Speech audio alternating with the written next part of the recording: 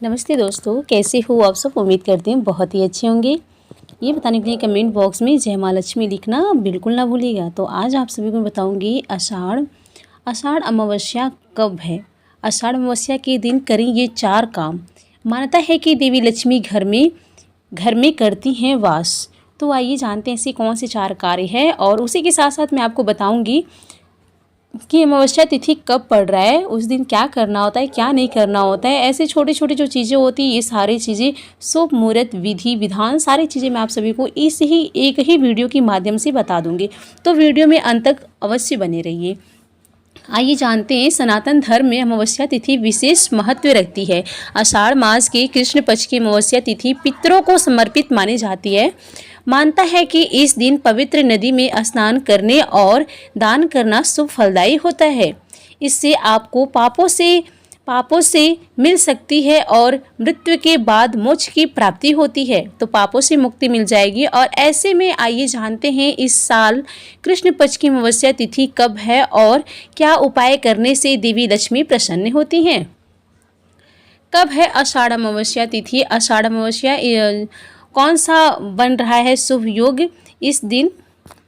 यहाँ पे आषाढ़ अमावस्या के कृष्ण पक्ष की अमावस्या तिथि 24 जून को है, को 7 बजे से शुरू होगा और 25 जून को शाम 4:02 समाप्त होगी। उदया तिथि के अनुसार 25 जून 2025 यानी बुधवार को मनाई जाएगी। कौन सा बन रहा है शुभ योग। इस दिन बन रहा है शुभ योग। आइए जानते हैं, आषाढ़ मास के कृष्ण पक्ष की इस दिन विधि योग गुरु आदित्य योग का शुभ संयोग बन रहा है। इस समय दान पुण्य करना फलदायक होगा। आपको बता दें कि आषाढ़ अमावस्या पर गजकेसरी योग का भी संयोग बन रहा है। ऐसे में आषाढ़ी अमावस्या का फल 2 गुना हो जाता है। आषाढ़ अमावस्या को क्या करें उपाय। इस दिन आप सुबह स्नान करने के बाद आटे की गोलियां बनाकर किसी तालाब में डालिए और मछलियों को खिलाइए। इससे तरक्की में आ रही बाधा खत्म होगी। इस दिन आप तर्पण श्रद्धा ब्राह्मण भोज आदि कराने से पितर तो खुश होते हैं, साथ ही देवी लक्ष्मी का भी आशीर्वाद प्राप्त होता है। इससे मृत्यु के बाद मोक्ष की प्राप्ति होता है। इस दिन आप 5 लाल फूल और 5 जलते दिए बहती नदी में प्रभावित कर दीजिए। इससे शत्रु शांत होते हैं, काम में आने वाली अड़चन दूर होती है। साथ ही इस दिन आप 9 कन्याओं को भोजन भी करा सकते हैं। इससे पैसों से जुड़ी परेशानियां खत्म होती हैं। तो इस तरीके से आप ये उपाय कर सकते हैं। यदि आपको इस सब चीज़ से समस्या है तो इसका समाधान मैं आपको बता दी हूँ। वैसे भी आपको ये सारी चीज़ें करना होता है, इससे पितर भी प्रसन्न होते हैं। जून माह की अमावस्या तिथि मैं आपको बता दी हूँ। आषाढ़ मास कब से कब तक है ये भी आपको डिटेल में मालूम चल गया होगा। और कौन सी अमावस्या सबसे शक्तिशाली होती है। इस अवधि का अंतिम दिन कृष्ण पक्ष का दिन है, जिसे महालय अमावस्या कहा जाता है। वर्ष अंतिम संस्कार और अनुष्ठान करने के लिए सबसे महत्वपूर्ण दिन माना जाता है। अमावस्या का देवता कौन है। तो अमावस्या के स्वामी पितर देवता माने गए हैं। इसके लिए इस दिन पर पितरों के लिए धूप ध्यान करने की परंपरा है। उज्जैन के ज्योतिषाचार्य पंडित मनीष शर्मा कहते हैं कि हिंदी पंचांग के एक माह के 15 तिथियों के 2 पक्ष होते हैं, शुक्ल पक्ष और कृष्ण पक्ष। अमावस्या में किस देवता का जन्म हुआ था। तो यहाँ पे बता दूं कि भगवान श्री कृष्ण का जन्म हुआ था अमावस्या के दिन। अमावस्या लक्ष्मी देवी धन का प्रतीक है। हमारे प्राचीन पुराणों में उल्लेख है कि लक्ष्मी देवी का जन्म अश्विन कार्तिक मास की अमावस्या को क्षीर सागर मंथन से हुआ था।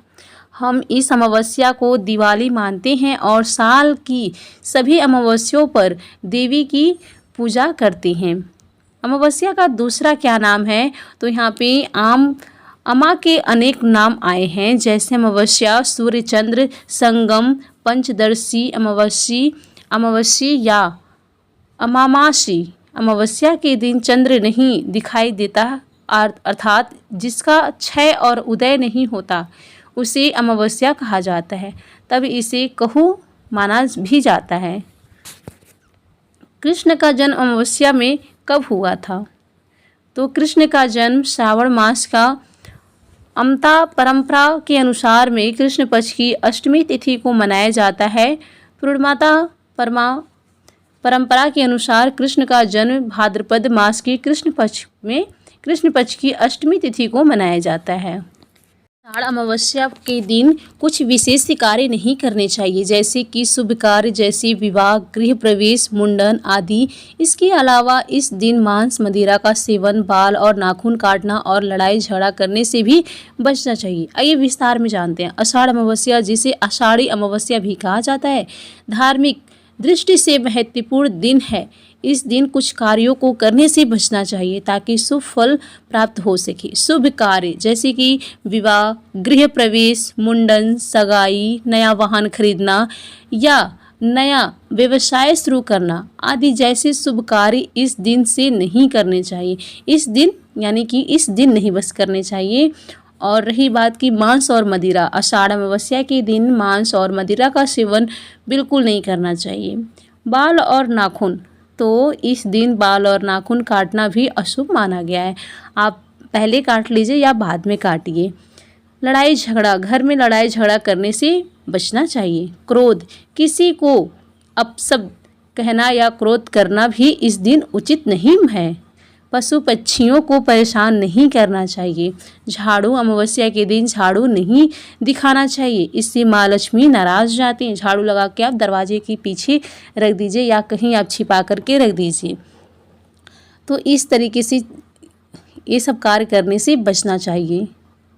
वाद विवाद नहीं करना चाहिए और शमशान घाट के आसपास से